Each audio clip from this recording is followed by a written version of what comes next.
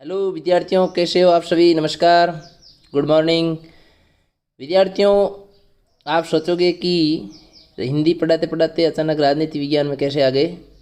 तो विद्यार्थियों, मैं 2017 से मैंने राजनीति विज्ञान का अध्ययन क्लास 12 के विद्यार्थियों को करवाया है और ग्रेजुएट में भी मेरे राजनीति विज्ञान है। तो काफ़ी अच्छी पकड़ है राजनीति विज्ञान पर भी मेरी। इसलिए मैंने सोचा कि क्यों ना विद्यार्थियों के लिए इस परीक्षा के अवसर पर एक अच्छा सा वीडियो डाल दिया जाए, जिससे कि विद्यार्थियों को काफ़ी अच्छा फ़ायदा हो। और हाँ, एक चीज़ और बता दूं, जो अभी आपका इतिहास का पेपर हुआ था, उसमें जो मैंने महत्वपूर्ण क्वेश्चन आपके चिन्ह लगाए थे, उसमें से बहुत सारे प्रश्न मेरे राइट किए हुए जो मैंने बताए थे वही क्वेश्चन आए थे, हूबहू वैसे के वैसे क्वेश्चन आए थे शेखावटी मिशन से। इसलिए आप इस वीडियो को बिना स्किप किए पूरा देखें। और बहुत सारे क्वेश्चन इसमें भी आपके 100% वैसे के वैसे 6 तारीख के पेपर में आएंगे।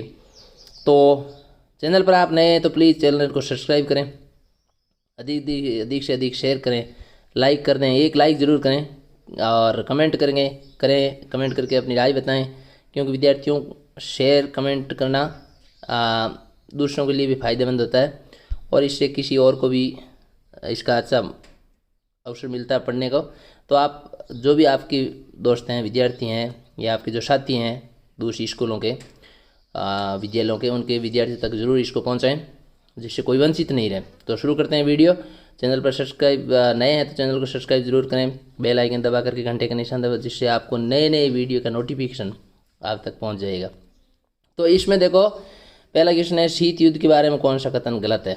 तो ये जो प्रश्न है कि शीत युद्ध में शामिल थे, तो शीत युद्ध में सीधे शामिल नहीं होते हैं, सीधे शस्त्रों से लड़ाई नहीं होती है, ये इसमें गलत कथन है।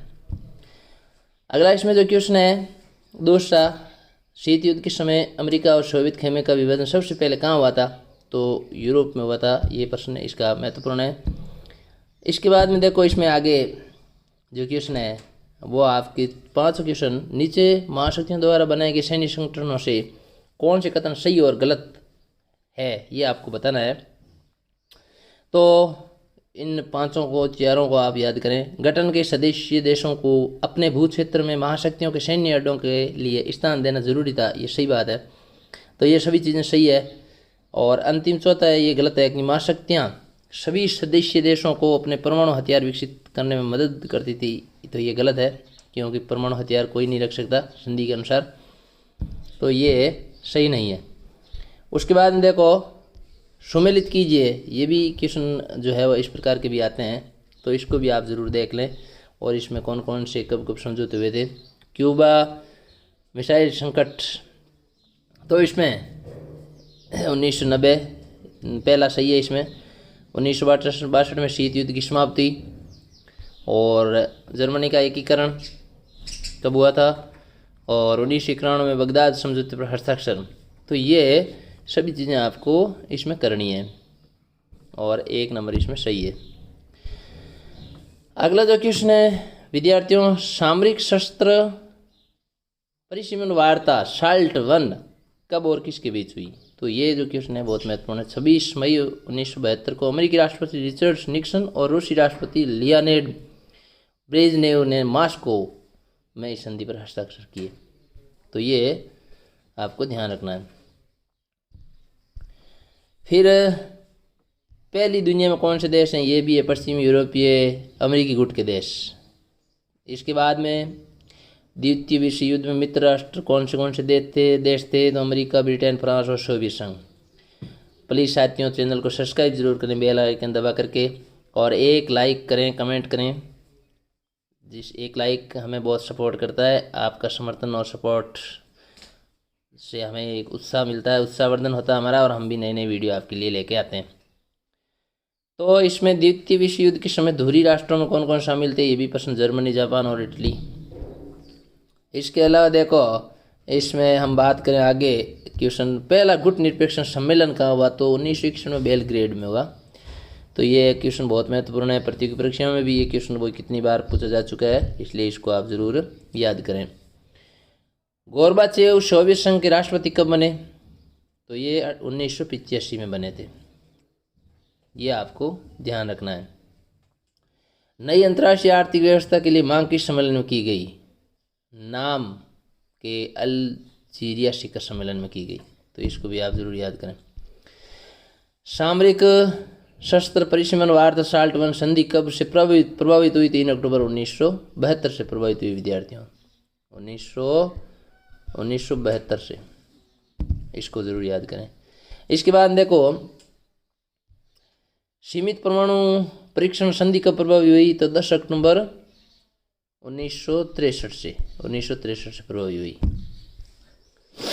इसके अलावा केमिकल वेपन्स कन्वेंशन संधि पर कब, CWC संधि पर कब और किस समझौते के द्वारा हस्ताक्षर किए गए? तो जिनेवा समझौता 1993 के तहत। और इसमें कितने देश? 181 देश। नाटो का पूरा नाम, बहुत महत्वपूर्ण प्रश्न है, उत्तरी अंटार्कटिक संधि संगठन। तो इसका आप जरूर, नाटो की कब संधि की गई, स्थापना कब हुई, किस संधि के तहत? तो ब्रुसेल्स संधि के द्वारा 4 अप्रैल 1949। बहुत ही खास प्रश्न है। नाटो की सदस्य संख्या कितनी है? 30 है। तो इसको याद रखें। नाटो का 30वां देश कौन सा है? तो उत्तरी मैसिडोनिया है, जो 2019 को 6 फरवरी को बना था।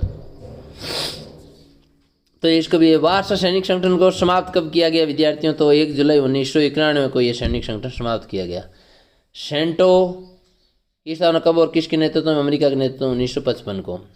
और इसके अलावा गुट निरपेक्षता क्या अर्थ है? तो गुट निरपेक्षता मतलब है अलग रहना, स्वतंत्रता, अलग रहने की स्वतंत्रता, समानता, न्याय आधारित नीति जो साम्राज्यवाद, उपनिवेशवाद, रंग भेद का विरोध करती है। गुट निरपेक्ष के संस्थापक कौन कौन थे, किसके द्वारा? तो इसमें Nehru ji, Marshal Tito, Sukarno एवं एनकुरमा, ये थे इसके। भारत में नेहरू जी थे। इसके अलावा देखो विद्यार्थियों, आपके क्यूबा मिसाइल संकट के समय क्यूबा के राष्ट्रपति कौन थे? Fidel Castro. ये ध्यान रखें। क्यूबा मिसाइल संकट के समय रूस के राष्ट्रपति कौन थे?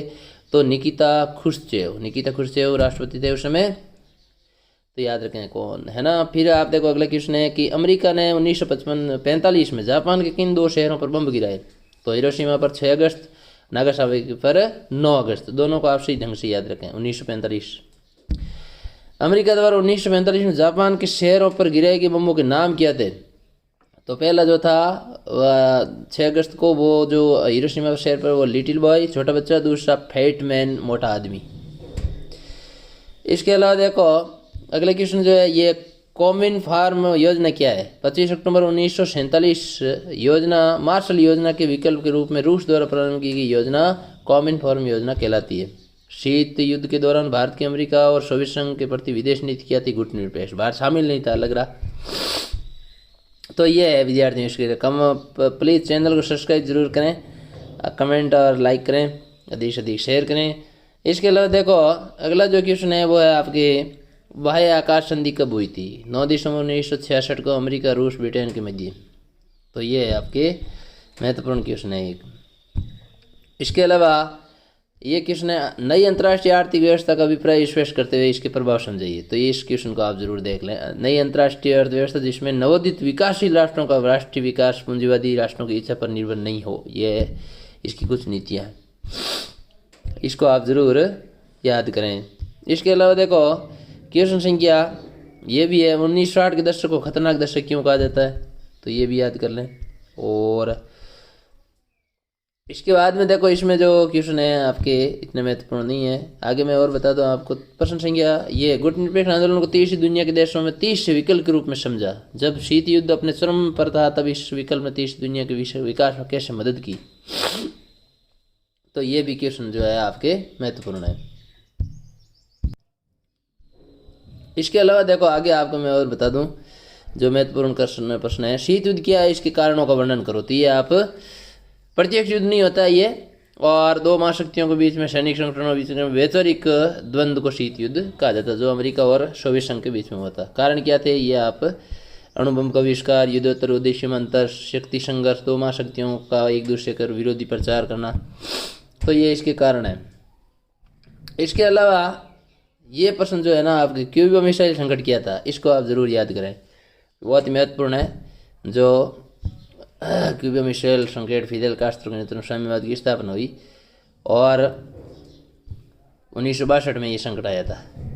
तो इसको आप याद करें। अब अगला पाठ है अध्याय है विद्यार्थियों आपके 2 ध्रुवीय का अंत, अध्याय 2 ध्रुवीय का अंत। तो इसमें देखो पहला प्रश्न है जो ये शॉक थेरेपी किस वर्ष में अपनाई गई, तो ये 1990 में। सोवियत गुट से सबसे पहले जो देश अलग हुआ वो कौन था, अल्बानिया। इसके अलावा देखो आपके इसमें कर्मानुसार ये क्वेश्चन ऐसे आएंगे आपके, तो इनको कर्म के अनुसार आप करें। बर्लिन दीवार का पतन कब हुआ, रूसी क्रांति, सोवियत संघ का विघटन। तो इसमें सबसे पहले रूसी क्रांति हुई 1917 में। उसके बाद देखो जो है अफगानिस्तान में सोवियत संघ का सेव हुआ। उसके बाद में आपके बर्लिन दीवार का पतन हुआ और फिर सोवियत संघ का विघटन हुआ। तो ये सब आपके दे रखे हैं यहाँ नीचे, इसको आप इस तरह से याद करें। इसके बाद देखो विद्यार्थियों और इसमें जो क्वेश्चन है मैं आपको बता दूं, बर्लिन की दीवार किसका प्रतीक है, तो ये पूंजीवादी दुनिया और साम्यवादी दुनिया के बीच का प्रतीक है, इसको याद कर लें। कब खड़ी की गई बर्लिन दीवार, 1961 में खड़ी की गई। और सोवियत संघ के विघटन समय राष्ट्रपति कौन थे, मिखाइल गोर्बाचेव थे विद्यार्थियों। कौन थे, मिखाइल गोर्बाचेव। शॉक थेरेपी का अभी क्या है, आघात पहुंचाकर उपचार करना है ना, पहले चोट पहुंचाना फिर उपचार करना। शॉक थेरेपी के 2 परिणाम लिखिए, तो ये भी आप याद कर लें, ऐसे क्वेश्चन है ना, वो आने की पूरी संभावना विद्यार्थियों। सोवियत संघ का विघटन तो याद हो ही गया आपको, 25 दिन 1991 को हुआ, तो इसको भी आप। इसके अलावा देखो विद्यार्थियों आपके अन्य जो क्वेश्चन है वो और भी मैं आपको महत्वपूर्ण क्वेश्चन बता रहा हूँ। आप प्लीज़ चैनल को सब्सक्राइब जरूर करें और वीडियो को अंत तक देखें, एक लाइक ज़रूर करें। इसलिए दोस्तों जो भी देख रहे हैं प्लीज़ लाइक कर दीजिए आप, और शेयर कर दीजिए अधिक से अधिक जो भी विद्यार्थी हैं राजनीति विज्ञान से जुड़े हुए। सोवियत संघ के विघटन के बाद रूस का प्रथम राष्ट्रपति कौन बना, तो बोरिस येल्त्सिन बना। वैसे ये इतना महत्वपूर्ण नहीं है। और इसके बाद देखो किस पार्टी का सोवियत राज व्यवस्था में दबदबा था, तो कम्युनिस्ट पार्टी। किसका गिरना शीत युद्ध के अंत का था, तो बर्लिन का दीवार का गिरना 1989। तो इसको भी करें। इसके अलावा देखो आपकी बोल्शेविक क्रांति कब हुई, तो 25 अक्टूबर 1917 को हुई। सोवियत रूस में बोल्शेविक क्रांति का नारा क्या था, भूमि रोटी और शांति। ये इसका नारा था, भूमि रोटी और शांति। सोवियत संघ में बोल्शेविक क्रांति का उद्देश्य क्या था, नागरिकों के लिए न्यूनतम जीवन स्तर सुनिश्चित करना और मिल्कियत पर प्रमुख रूप से राज्य का अधिकार स्थापित करना। इसके अलावा देखो सोवियत संघ के विघटन के 2 कारण लिखो, ये महत्वपूर्ण क्वेश्चन है। इसके बाद में देखो इसमें आपके ये 31 प्रश्न बहुत महत्वपूर्ण है। मिखाइल गोर्बाचेव सोवियत प्रणाली में सुधार क्यों लाना चाहते थे, काफ़ी पिछड़ गए थे, अर्थव्यवस्था में गतिरोध पैदा होने की वजह से देश उपभोक्ता वस्तुओं की भारी कमी उत्पन्न हो गई थी, सुधार लाना इसलिए चाहते थे। तो ये क्वेश्चन है। सोवियत अर्थव्यवस्था के कोई 3 विशेषता लिखिए, ये क्वेश्चन काफ़ी महत्वपूर्ण है, इसको भी आप ज़रूर याद करें। और इसके अलावा देखो इसमें शॉक थेरेपी का क्या परिणाम और प्रभाव पड़ा, इसको आप याद करें, ये काफ़ी महत्वपूर्ण प्रश्न है। सोवियत संघ के विघटन के कोई 4 कारण लिखिए, तो ये क्वेश्चन बहुत महत्वपूर्ण है, इसको भी आप पढ़ लें। सोवियत संघ के विघटन के परिणाम क्या हुए, ये प्रश्न महत्वपूर्ण है। अब अगला अध्याय है समकालीन विश्व में अमेरिकी वर्चस्व अधिकार। वर्चस्व यानी अधिकार। एक ध्रुवीय विश्व व्यवस्था का अर्थ है एक महाशक्ति वाला विश्व। इराक ने कुवैत पर आक्रमण कब किया, 1990 में किया, तो इसको भी आप जरूर याद करें। 9/11 के हमले के समय अमेरिकी राष्ट्रपति कौन थे, तो जॉर्ज बुश थे उस समय। तो उसके बाद में कौन सा अभियान शुरू किया गया 9/11 के हमले, आतंकवादी हमले के बाद में, तो ऑपरेशन एंड्यूरिंग फ्रीडम ये शुरू किया गया था। इसके बाद में देखो आपके WMD का पूर्ण रूप क्या है, तो वेपन्स ऑफ मास डिस्ट्रक्शन, ये इसका पूरा फुल फॉर्म है। विश्व का पहला बिजनेस स्कूल तो वाहर्टन स्कूल है ना, ये है। अमेरिकी रक्षा विभाग का मुख्यालय कहाँ पर है, तो वर्जीनिया में, यह आप याद कर लें। वर्ल्ड ट्रेड सेंटर पर हमला कब किया गया, 11 सितंबर 2001 को हमला किया गया। तो ये है सोवियत संघ का विघटन, ये तो बार बार क्वेश्चन आ रहा है, 25 दिसंबर 1991 को हुआ। प्रथम खाड़ी युद्ध के समय सैन्य अभियान के प्रमुख कौन थे? अमेरिकी जनरल नॉर्मन श्वार्ज़कोव। इसके अलावा देखो किस युद्ध को पर्यवेक्षकों ने कंप्यूटर युद्ध की संज्ञा दी? प्रथम खाड़ी युद्ध को। इसके बाद देखो प्रथम खाड़ी युद्ध के समय राष्ट्रपति जॉर्ज बुश सीनियर। प्रथम खाड़ी युद्ध का संबंध ये नहीं, एक ध्रुवीय शक्ति के रूप में अमेरिकी वर्चस्व की शुरुआत कब हुई? 1991 से। इसके अलावा देखो 1992 में जॉर्ज बुश के बाद अमेरिका के राष्ट्रपति कौन बने? Bill Clinton. बिल क्लिंटन किस पार्टी से? डेमोक्रेटिक पार्टी के उम्मीदवार। केशवा की घटना कब हुई? 1999 में हुई। अल-कायदा द्वारा किन 2 दूतावासों पर आतंकवादी हमले हुए? तो इसमें देखो 1998 में नैरोबी केनिया और दार इस्लाम तंजानिया। आतंकवाद के विरुद्ध विश्वव्यापी युद्ध किस अमेरिकी अभियान को कहा जाता है? ऑपरेशन एंड्यूरिंग फ्रीडम, जो 9/11 हमले के बाद हुआ था। इसके अलावा देखो ऑपरेशन इराकी फ्रीडम कब चलाया गया? तो 19 मार्च 2003 को, जिसमें सद्दाम हुसैन को फांसी दी गई बाद में 30 दिसंबर।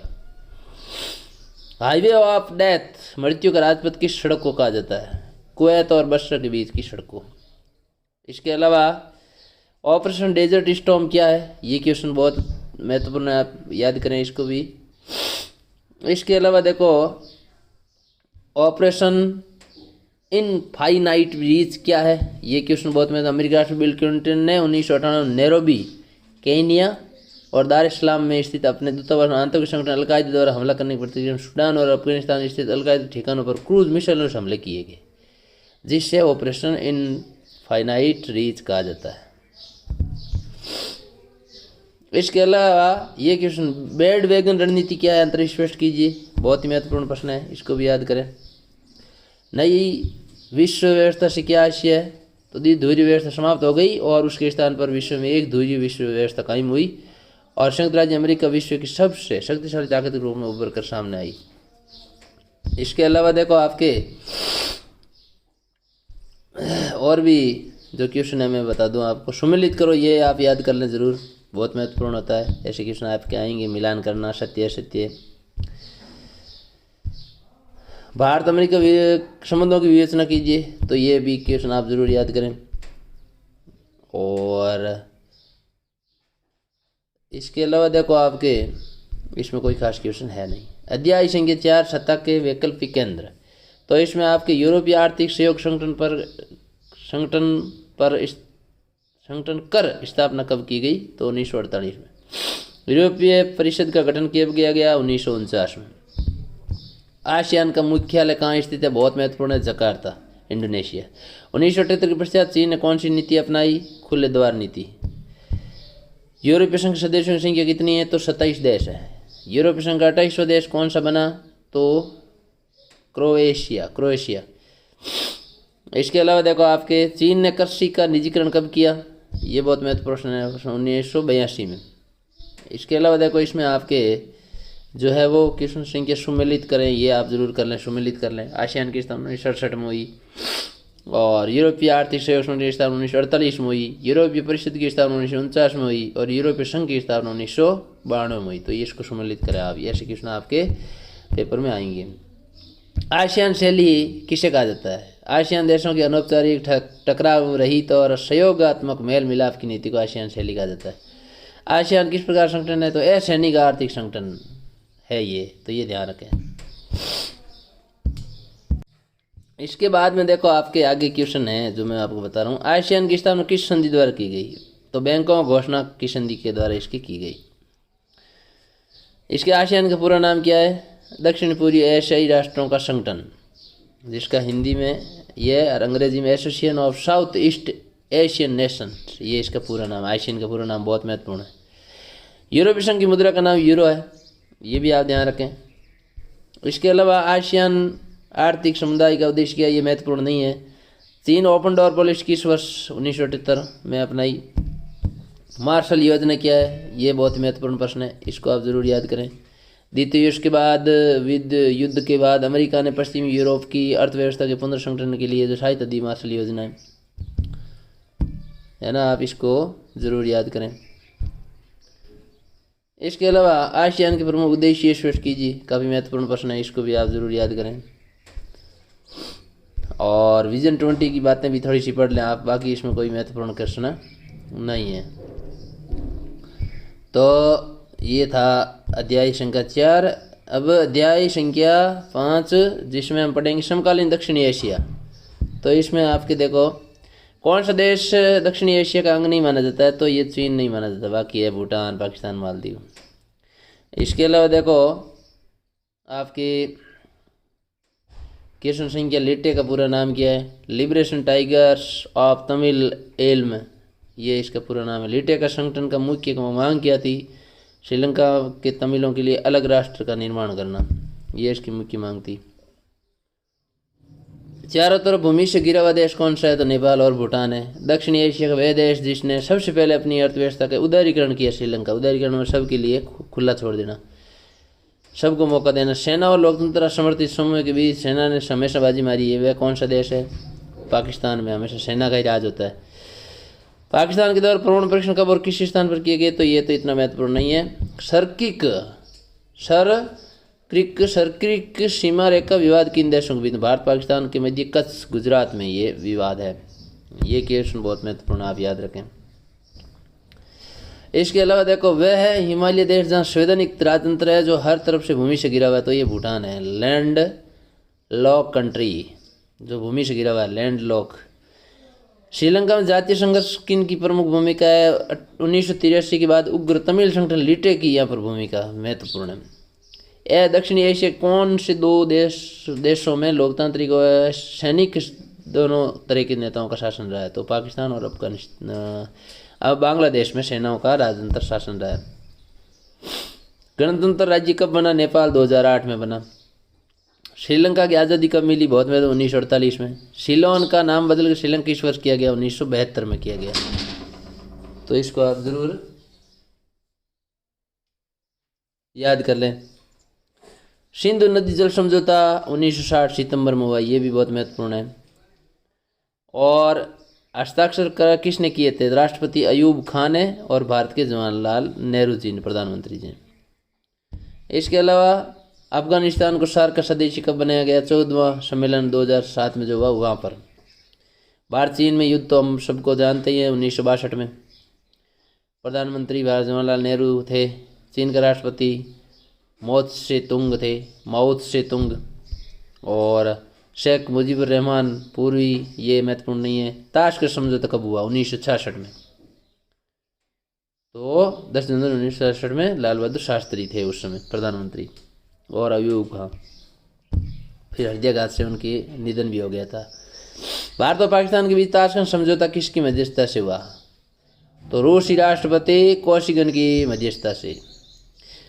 भारत पाक युद्ध कब हुआ, जिसमें बांग्लादेश का निर्माण हुआ, दिसंबर 1971 में। भारत और पाकिस्तान के बीच शिमला समझौता कब हुआ, 3 जुलाई 1972 को।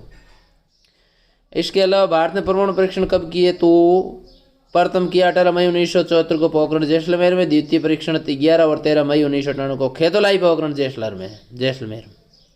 भारत द्वारा किए गए प्रथम परमाणु परीक्षण का नाम क्या दिया गया, ऑपरेशन इस्माइलिंग बुद्धा, यह नाम दिया गया। इसके अलावा देखो आपके और भी क्वेश्चन है, दक्षिण सार्क सम्मेलन देशों में, तो ये जीके के लिए आपकी प्रतियोगी परीक्षा के लिए भी बहुत ही खास और महत्वपूर्ण क्वेश्चन है। इन सभी को आप याद भी करें, और अभी परीक्षा की तैयारी भी बहुत अच्छी हो जाएगी। भारत और पाकिस्तान के बीच एक दूसरे के परमाणु ठिकाने और सुविधाओं पर हमला न करने के समझौते पर 1988 में समझौता हुआ। इसके अलावा देखो आपके भारतीय शांति सेना श्रीलंका में किस समझौते के तहत हुए, तो ये 1987 राजीव जयवर्धन समझौते के तहत। फरका संधि क्या है, गंगा नदी के पानी में हिस्सेदारी भारत बांग्लादेश में स्थित 1996 में फरका संधि पर हस्ताक्षर किए गए, बहुत महत्वपूर्ण है ये। सार्क का पूरा नाम क्या है, south Asian association for regional of corporation, यानी दक्षिणी एशियाई क्षेत्रीय सहयोग संगठन। ये है। साप्टा की स्थापना कब हुई, सार्क के 7 सम्मेलन 1993 में, यह समझौता 1995 से प्रभावी हुआ। दक्षिणी एशिया वरीयता व्यापार संधि साप्टा, वो साप्टा है, ये साप्टा है। दक्षिणी एशिया मुक्त व्यापार संधि पर हस्ताक्षर कब हुए, तो सार्क के 12वें सम्मेलन 2004 में। साप्टा और साप्टा, तो ये 2 संगठन है, इनको भी आप जरूर याद रखें। इसके अलावा देखो इसमें आपके इतने कोई खास क्वेश्चन महत्वपूर्ण है नहीं। आगे चलते हैं हम जिसमें आपको और भी क्वेश्चन मैं बताता हूँ जो महत्वपूर्ण है। तो इसमें यही क्वेश्चन मैंने थे। तमिल समीक्षा क्या है ये थोड़ा सा याद कर लें आप इसको। इसके अलावा देखो अध्याय संख्या 6 अंतर्राष्ट्रीय संगठन। तो ये जो अंतर्राष्ट्रीय मुद्रा कोष है IMF का पूरा नाम जरूर। IMF अंतर्राष्ट्रीय मुद्रा कोष या IMF के कुल कितने सदस्य हैं? तो 189 12 अप्रैल 2016 तक। वर्तमान में 190 सदस्य। अंडोरा 13 अक्टूबर 2020 को बना। IMF अंतर्राष्ट्रीय मुद्रा कोष सर्वाधिक मताधिकार किस देश के पास है? तो अमेरिका के पास 16.5%। G7 सदस्यों के नाम लिखो, बहुत अच्छी बात ये। G20 G8 सब आजकल तो बहुत सारे संगठन बन रहे हैं। America, Japan, Germany, France, Britain और इटली, कनाडा। लेकिन आपके जो पाठ्यक्रम में है वही पूछा जाएगा। IMF में भारत का कितना प्रतिशत मताधिकार है? तो भारत का है वो 2.64% है। अमेरिका का 16.52। IMF का मुख्य कार्य क्या? वैश्विक वित्तीय व्यवस्था देख रेख करना और किसी के द्वारा मांग करने पर उसको सुविधा उपलब्ध कराना। संयुक्त राष्ट्र संघ के मूल संस्थापक कितने सदस्य? 51। और संयुक्त राष्ट्र संघ की स्थापना 24 अक्टूबर 1945 को ही इसी दिन मनाया जाता है। भारत संयुक्त राष्ट्र संघ का सदस्य है, मूल सदस्य है।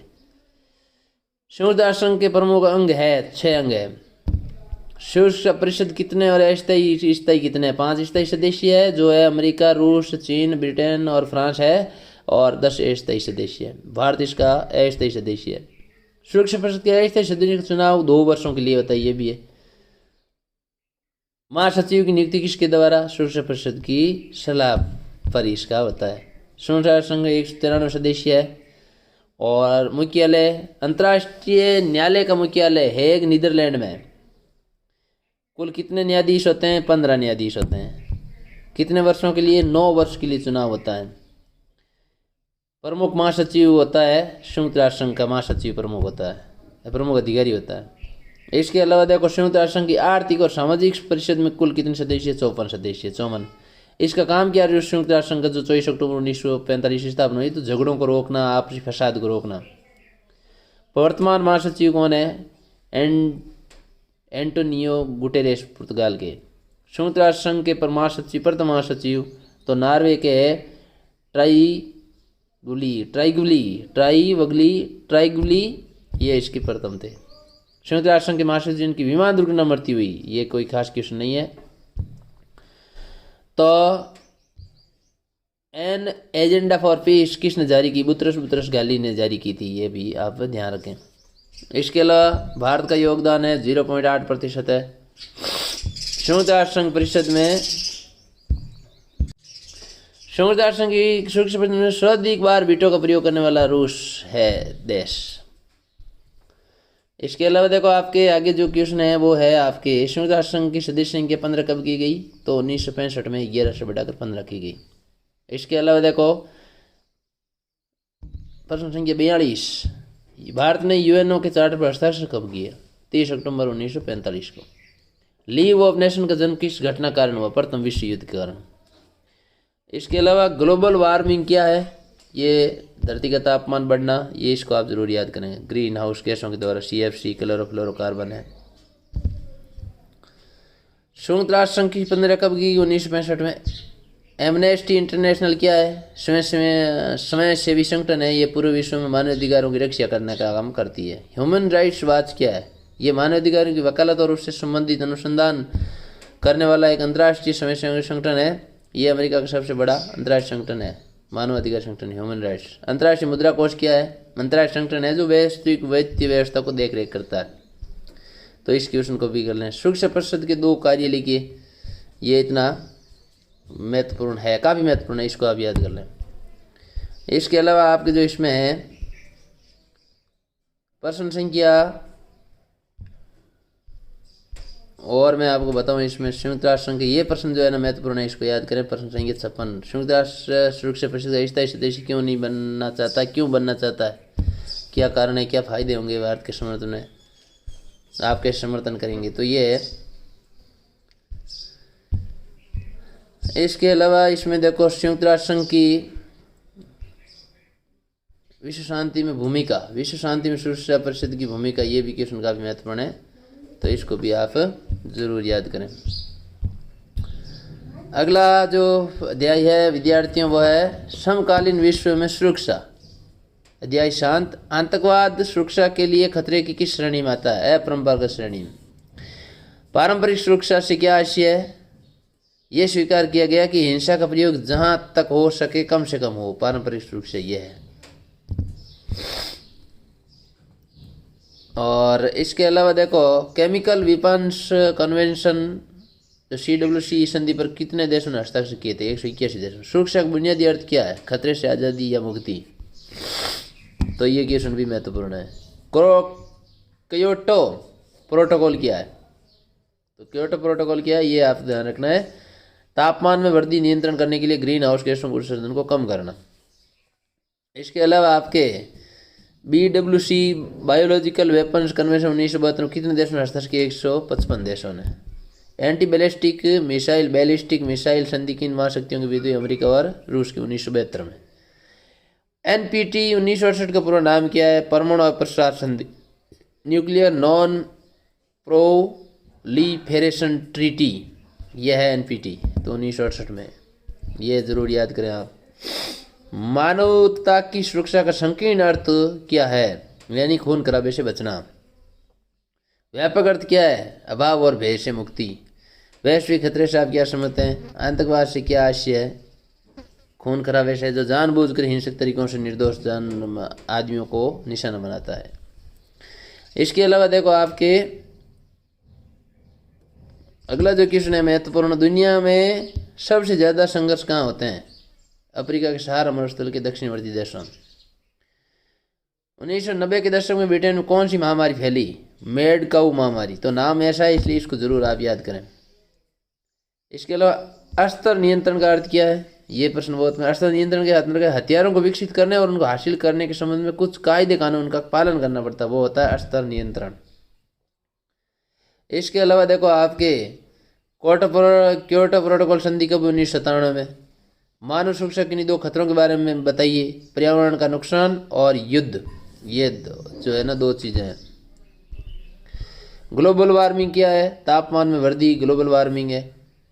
और इसके अलावा आपके जो प्रश्न हैं आगे और मैं महत्वपूर्ण प्रश्न आपको बता देता हूँ, जिसमें भारत की सुरक्षा नीति के घटक बताइए। ये प्रश्न है काफ़ी महत्वपूर्ण है, इसको भी आप याद करें। पारंपरिक सुरक्षा के दो तत्वों का उल्लेख कीजिए। ये प्रश्न थोड़ा सा देख लें आप। शक्ति संतुलन क्या है? इसको आप देख लें, ये महत्वपूर्ण क्वेश्चन है काफ़ी। शरणार्थी और अप्रवासी में क्या अंतर है? ये भी आप जरूर देखें। जो युद्ध, प्राकृतिक आपदा अथवा राजनीतिक उत्पीड़न के कारण स्वदेश छोड़ने पर मजबूर होते हैं उन्हें तो कहते हैं शरणार्थी। और जो लोग अपनी मर्जी से स्वदेश छोड़ते हैं अप्रवासी कहलाते हैं वो। अगला है क्वेश्चन है अध्याय है पर्यावरण और प्राकृतिक संसाधन। पृथ्वी सम्मेलन कब हुआ? प्रथम 1992 में ब्राजील के रियो डी जेनेरियो में हुआ। ये कितने देश थे? 170 देश थे। अंटार्कटिका संधि कब हुई? 1959 में हुई। अंटार्कटिका प्रोटोकॉल कब हुआ? 1991। क्योटो प्रोटोकॉल कब और किस दिन? 1997 जापान में। तो ये लगातार कमी हो रही है ओजोन गैस की, ये भी है। 1992 में संयुक्त राष्ट्र संघ का पर्यावरण और विकास सम्मेलन कहाँ हुआ था? ब्राजील में हुआ था, ये रियो डी जेनेरो में। लिमिट्स टू ग्रोथ नामक पुस्तक किसने कब? तो क्लब ऑफ रोम समूह ने 1972 में। बहुत अच्छा क्वेश्चन है ये, इसको आप याद करें।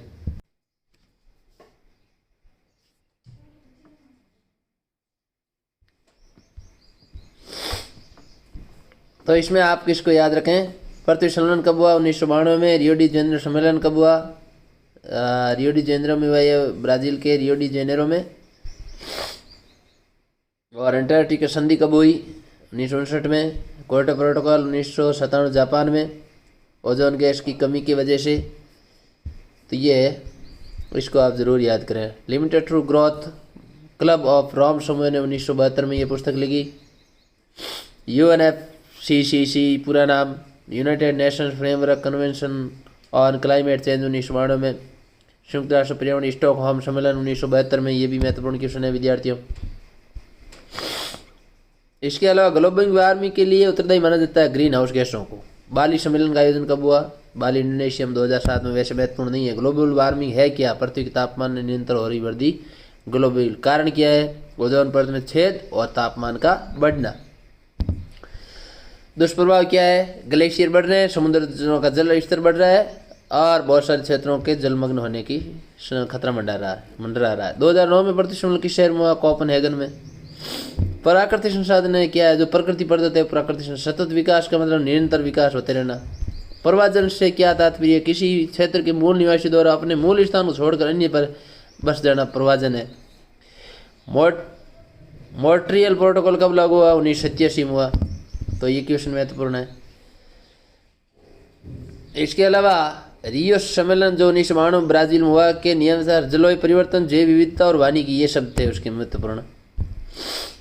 इसके अलावा देखो विश्व का सबसे बड़ा तेल उत्पादक देश कौन सा है? सऊदी अरब।